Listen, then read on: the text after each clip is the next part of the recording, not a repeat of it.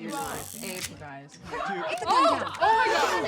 Put the gun down. What the hell are you doing, Abe? The odds were in my favor. Do you think that's funny? I mean, Abe, put the gun down. was it worth the risk? Well, not a 5-1. Here, 50-50. No. Hey, can you stop? Stop it. Stop it. Hey. Stop it. Stop.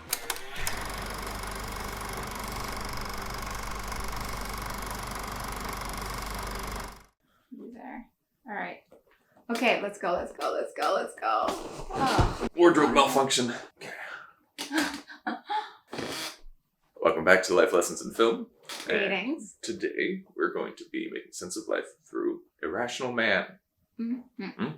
Brief synopsis. It follows a philosophy professor, Abe, played by Joaquin Phoenix, moves to this, what would you call it, gentrified middle-class town in the States to teach philosophy, where he's a very nihilistic, pessimistic, doesn't have a meaning for living kind of situation that he's found himself in. He's having an existential crisis. Exactly. Basically.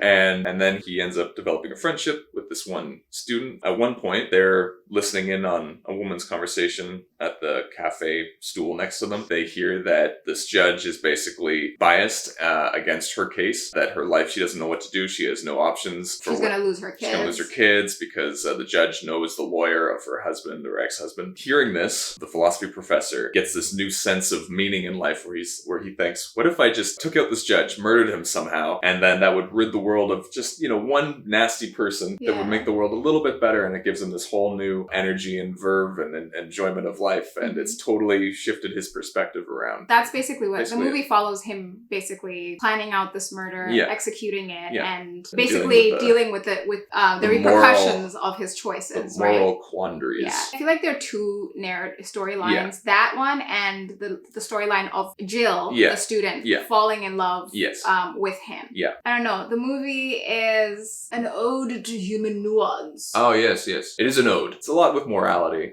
Yeah, definitely a lot of morality. And kind of how because it's something where morality, a weird definition that kind of makes sense to me. I don't know if it's universally accepted, where it's like ethics are kind of like your personal beliefs on what is right and what is wrong. And morality is kind of, as a whole, what does society or culture or something agree on what is right and what is wrong. Abe deals with a lot of, he tries to rationalize in his head. Once he has made the decision, the idea is rooted in his head of taking out this judge. And that would not only make the world a better place, but it makes him feel, because his whole life he's been trying to do everything he can to make the world better, and nothing seems to work.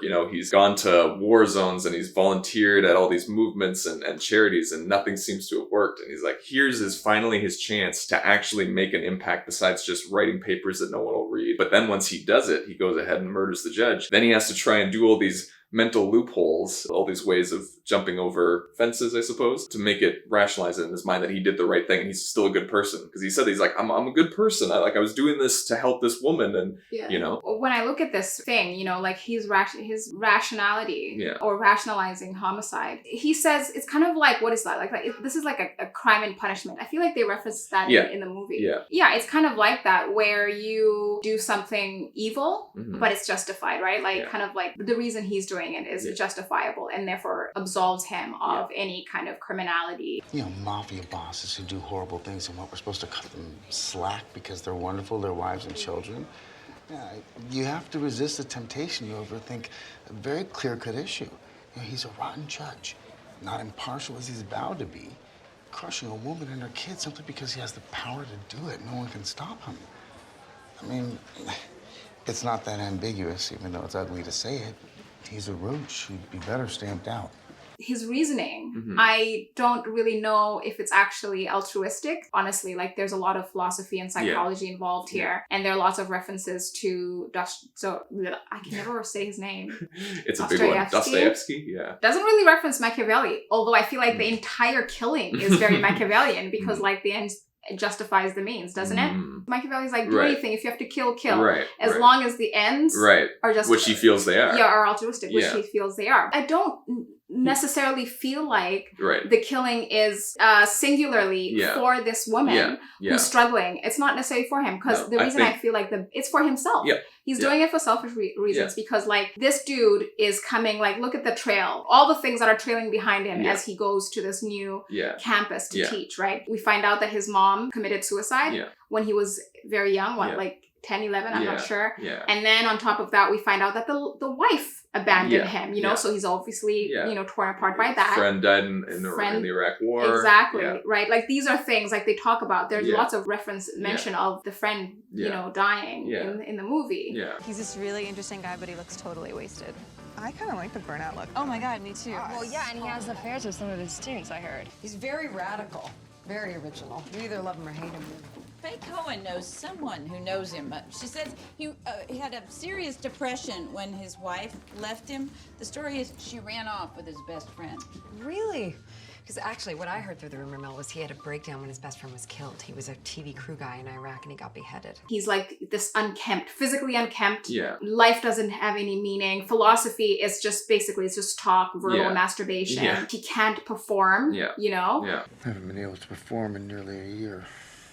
Sexually. He is frustrated. I feel like there's a lot of rage pent up, and he doesn't have an outlet for it, right? And so a lot of the times with us as people, whenever you have certain challenges in your life, like this guy clearly does, and they're just kind of like accumulating, you come to a point where, okay, how do I deal with this thing, right? And sometimes you deal with it in a healthy way. Sometimes you're dealing it as it happens, and this guy isn't necessarily doing that, seemingly. Also, he's living with addiction because he's drinking. He drinks like the whole time in the morning. He's drinking. Whenever we see him, he's drinking. You know. When you see what you're up against, do you like vintage single malt? You drink? You mean here? Right now? No.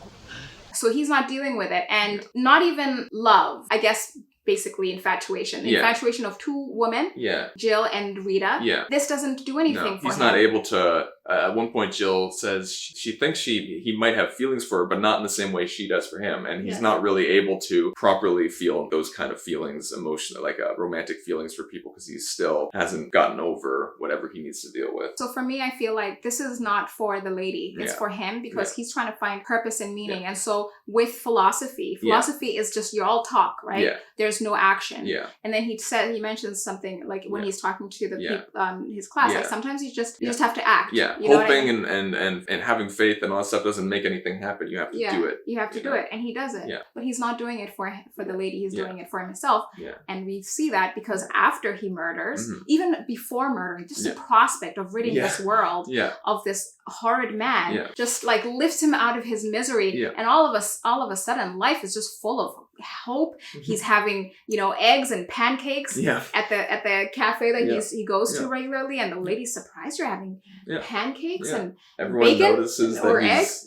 That he's in such a better mood, and he just enjoys life again. And I think how we know that it wasn't altruistic is that once he's committed the murder, and then an innocent person is now being tried for the murder of that. So it's not him. He said, I pulled off the perfect crime too well. Like, I'm getting away with it just so easily, and now someone else is taking the rap. And then Jill's saying, but you can't. Okay, before you could rationalize, oh, well, it'll just be an unsolved murder and no one will be harmed. Because the whole point is that only the bad person is getting harmed and the good people are getting away, and it's helping the good people. But now a good person is going to get harmed. And he's like, no, but I have this whole new reason for living. And now I don't want to spend my life in prison because I want to live.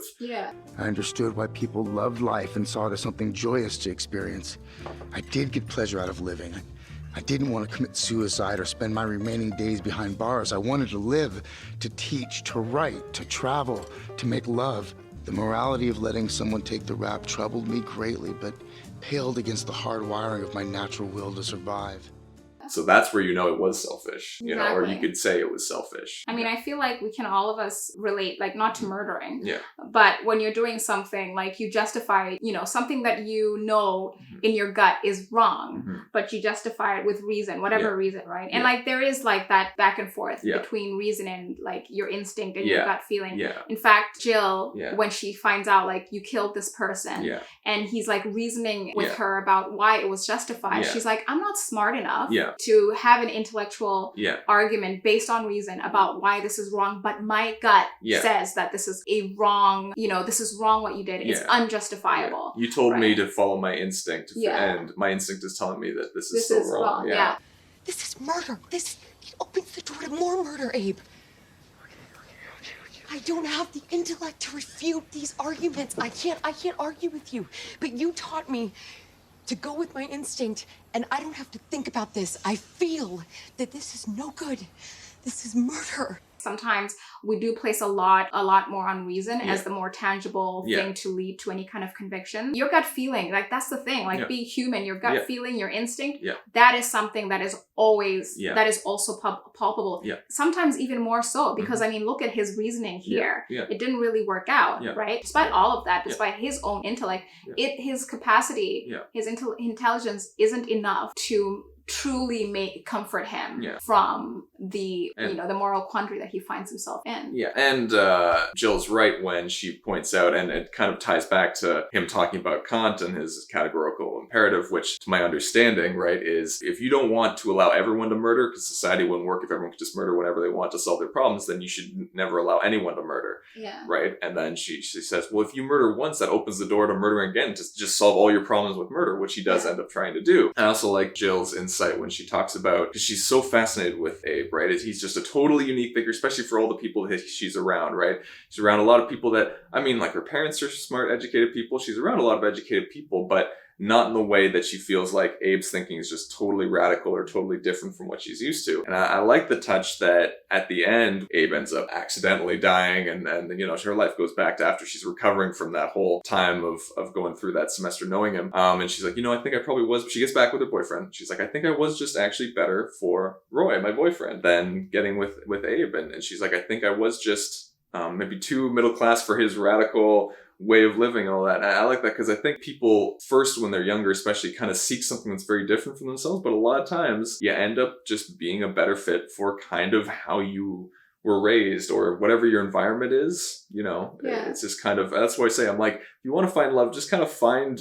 who you are like. And in the end, she realizes, I think I'm just a bit too middle class and safe. And Abe was too crazy a life for her. And anyone like that, just in the end, it's just not a good fit. Yeah, I mean, I feel like obviously there's a point in your life, like when you're in university, that's a place for learning. So I feel like it is kind of fair for her to be in that spot. And I mean, at the end of the day, this guy, like, he's this renowned professor, and incredibly romanticized by women across the board, young, old, you know what I mean? The allure of a mysterious man, broken dangerous, man, unpredictable. And if you haven't experienced it, at least you've known of this whole thing where people are attracted to like a very mysterious man, or women are attracted to that mystery and misery. Especially when it's someone who's a sufferer, especially when it's someone who's intelligent, right? Like this guy is a renowned professor, well known, and so very exciting, interesting life. Exciting, interesting life. But like, if he's miserable, it's not because of some kind of failing in his personal character. It's just because he's smart. And the thing about intelligence, it turns you into like this person who's jaded about the world because you see the world for what it truly is, right? Because ignorance is bliss. If you're smart, you can't exist in bliss because you know the truth, right? It feeds into this romanticized ideal of this person, like for everybody. They don't necessarily just like look at his actions on their own, because if they really did do that without the context of him being this intelligent professor, then it would just be like, why would I be interested in a person a womanizer? He would then become a womanizer, and then he would then become like, he's an alcoholic. He would then become that. And also he'd be like, he's no fun. You know what I mean? Like, why would I want to hang out with someone who's just like so miserable all day? But because he's smart, no. It is not about a failing, in his character. It is because he's smart enough to know that the world isn't pretty. You know what I mean? That's the thing that draws her to him, this ideal. Exactly. This idealized version of this archetype or this person or this caricature. No, which is interesting because he alludes to that the whole time. You're just in love with the ideal. I'm in love with you. You think you are. What you are is in love with the romantic concept of being in love with your college professor. Even as he does that, you know, I feel like most likely partially there is an understanding that this girl is in love with the ideal because he's a professor, right? He's been going through this. Women have been throwing themselves at him forever. So I think at this point he understands how the game, you know, plays out. As he's interacting with her and Rita, the older women, you can see that he enjoys this attention. You know, he enjoys it. Of having other professors being like, I would leave my life to be with you in Spain. I would leave my husband. I don't even care if you killed. I'll leave my husband. Yeah, that's going to affect, you know, it's going to change you, you know, and you get used to that almost. And this is where I was saying, like, this is a movie of, you know, like that speaks to the nuance of human beings, right? Because like there's this, like, you're intelligent and then you're dumb at the same time. You know, the things that you're doing, like the killing, for example, and you rationalizing murdering an entire human being for someone you don't even know. You just heard snippets of someone's life, right? Because they're in this coffee shop. They don't know the woman. They don't even know. Like maybe the woman beats the kids. You don't even know if the woman beats the kids, and that's maybe like, you know what I mean? Two things. It's like, not only, first of all, because he's really trying to, in his mind, it's almost he becomes very biased. Once he's decided the judge needs to die, he wants to ignore anything. Because I think at one point someone's like, yeah, but what if he's nice to his kids? And he's like, that's not enough to put up. You know, he's like, you could say that about a lot of horrible people in the world have been probably nice to their families, but is that enough? Like, do we forgive them for that? But that's kind of the thing. Again, that's the complication with people is, what do you weigh? If they're not just one thing. It's like, maybe he's become so. The judge has become so biased and so kind of corrupt as a judge because he's just been so jaded. Not that that's an excuse, but it happens. But maybe he does do a lot of other positive things in the community, or who knows, right? And that's the thing, is he decides, yes, but I'm only looking at the negative things, and that has made, and then I'm only looking at the positive things of this woman. Who knows what other stuff she's caused to kind of bring herself in such a bad position. Sometimes people put themselves in a bad position. And who knows if what she said was true. Exactly. Because sometimes we do things and say things to people to gain sympathy, even though we know that we're in the wrong or deserving of this. Or people are just manipulative or abusive people. And then when it finally all catches up with them, then they're like, what was me? My world is totally collapsed around me. And people only hear that part. So not only that he's kind of ignoring all the bad stuff about the woman and all the good stuff about the judge, the thing that he decides to do where he finally feels like he's doing something that's different from the rest of his life, which is taking action and actually making a change, in the end, just like ends up like all the other stuff. He ends up murdering the judge, and what does it really solve? Now an innocent person is taking the rap for it. So like all the other things that he talks about where he does all these movements and activism and everything, and nothing, he's like, you realize that there's nothing you can really do. Nothing really changes. You know, it's that kind of illusion of what you can actually do to change things, I think, right? Because he thinks, oh, well, you know, like that's what gives him purpose, is finally I'll actually be able to make change. A lot of times what one person can do is kind of futile. It's this weird thing where one person can change the world, and also one person absolutely can't change the world. You know, and both are kind of true simultaneously. Yeah, but you know, that's that thing as well, right? Like, don't necessarily try to change the world. Right. I would say, who said this? Someone said that. Don't try to change the world, try to change yourself. And if everybody's trying to change themselves, obviously, ideally for the positive, then the world ultimately is going to adapt in a positive way to the people changing themselves for the better. What was the point I was trying to make? Worried about the time. We got a meeting in a minute.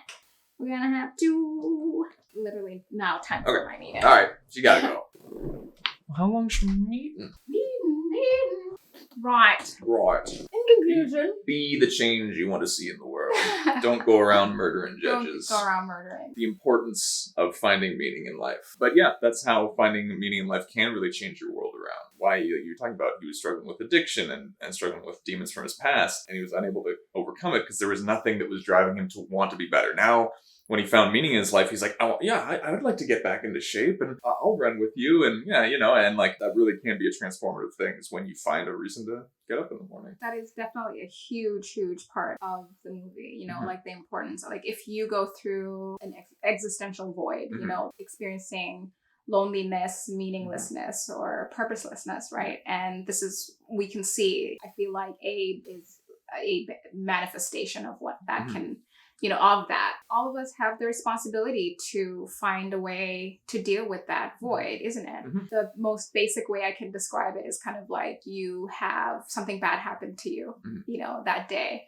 And then you decide, I'm going to go to the grocery store and get myself like an entire box of chocolate. Or I'm going to go to, the liquor store and get myself 10 bottles of whatever it is, your drug of choice, basically. Yeah. Or you can say, you know what, I'm just going to sweat this out. I'm going to go to the gym, or I'm going to go call my mom or my friend who I know loves me and talk it through. So that's the difference between dealing with the challenges of life in a positive way or in a negative way. Yeah. It is definitely always easier to deal with things in a more negative way. You go to the store, you don't have to talk to anybody about your issue. You don't have to even grapple with the pain that you've gone through, right? Yeah. Like this guy, he deals with it with the bottle, and it doesn't help at all, right? Like it's just kind of like numbing him to get through the day of being a lecturer to people that are just like not going anywhere. I think he talks about the people that he lectures. What does he say of them? Oh yeah, that they're sweet, and but they're also very mediocre, and they'll grow up to be mediocre, passive people. Yeah, exactly. Sweet kids, average kids, nice but mostly mediocre. They'll grow up to be those people who shape the world with their ignorance or misinformation and passivity. Are you okay? The choices he makes to recover or to try and fill his existential void are unhealthy. He chooses the easy way out, the evil way out. The evil way out is never, it's never good for the person onto which the evil is inflicted. But it's also never good for you as the perpetrator trying to actually resolve whatever issue you're going through. Yeah. Because like, let's say for example, in that simplistic way, you decide I'm going to go drink. Next day you have a hangover. So like evil begets evil at the end of the day. Yeah. You still have that same issue. It never works out. Yeah. But if you choose to deal with it in the healthy and hard way, because like the healthy and hard way means then you have to be honest about, okay, I'm hurt because my wife left me. Yeah. I'm scared because I feel like I'm not doing anything with my life as a professor. I feel like all I'm doing is talking. Yeah. I'm not doing the things I used to do anymore when I was a kid and go around the world and help people. You know what I mean? Because before he became all jaded, he was a young, really a good guy, trying to help the world as much as possible and doing all of these, involved in all of these movements, etc. Like he doesn't really have those kinds of things anymore to source his meaning from. Yeah. He's gone past the point of trying to find those kinds of positive ways to channel, like his pain. Yeah. What do you think about people like that? Well, I think it's one of those things where it's kind of a lot on perspective, because in some ways, sometimes I'm on Abe's side where I'm looking at the people at the party that he kind of gets convinced to go to, and you think, oh, these people are also unaware of the struggles that a lot of people have in the world. They're so privileged and so advantaged and all this kind of stuff, right? And it kind of makes you a little unimpressed by them, that they all horseback riding and they're all destined to go to, their lives have been kind of mapped out quite successfully for them. Exactly. But then we've also talked about how you can't necessarily dismiss someone simply because they were born in a certain situation. And it's one of those things where, as much as people's ignorance can be frustrating, first of all, they're students. I mean, when you're that age, you're going to be ignorant, I think, no matter where you come from. Exactly, So it's not really their fault. And like he says, they're also sweet people, right? So it's like, well, then are they really that bad? At least a lot of them are genuinely wanting to learn and grow, and they're curious about his ideas too. And sometimes also just being this cynical, bitter, maybe more self-aware, but negative person can turn into toxicity, and then can turn also into doing crimes and things like that. That's not necessarily the right thing either. So sometimes as you go throughout life, I think certain values you might appreciate more or less depending on where you are in life. And sometimes you want to be around people that are extreme and radical and interesting, and they're willing to question everything, and they're willing to. And then other times you're like, actually, I maybe after going through experiences of what Jill went through, you're like, maybe I just want to be around good people that want to do good in their own life the way they see it and live peacefully, or try to maybe a little bit of more of a mundane but safe but supportive and community kind of lifestyle is maybe more my fit. Yeah. So it's kind of dependent on each person, and not only is it dependent on each person's perspective, but it'll fluctuate for every person. So throughout life. I mean, I feel like Jill kind of comes to a point where she accepts herself as she is. Because, you know, what you're saying, like when you are in university, you don't know yourself. You're learning a lot about things. And I think that's where she was. And I feel like if I'm looking at the characters, I feel like I can, I'm gonna say I forgive her. Like, you know, I always say, who am I to forgive? But I don't see her as a villain, nor do I necessarily see the other guy, like Abe. I just feel like he just doesn't have a handle on himself. You know what I mean? He's looking to fix everything but himself. He blames his current state on the world. Like if you look at Rita, for example, Rita still doesn't go. She still towards the end, she's still like, I'm gonna go with you. Murderer or not, I'm leaving my husband for you. And if it turned out to be that he did it, you know, I'd be surprised, but not stunned, not flabbergasted. I'd still let him take me to Spain. I'm sure there are lots of things. I mean, this was the first time for me watching this movie. Second time for me. I feel like if I watch it again, I'll definitely see a lot of things. But that's why we say, you know, this was some stuff that we got from it, because a lot of these movies you'd have to watch 10 times to really remember and grasp everything that's in there, right? So, but that's why it's fun to just tie certain things that stand out to us in this particular time, you know? So please comment down below and share your thoughts on our thoughts or any thoughts on this movie. Definitely appreciate that. We would both appreciate it. Both of us. You can speak for me then. But that's what we had to say about Irrational Man. Until next time though, that's a wrap.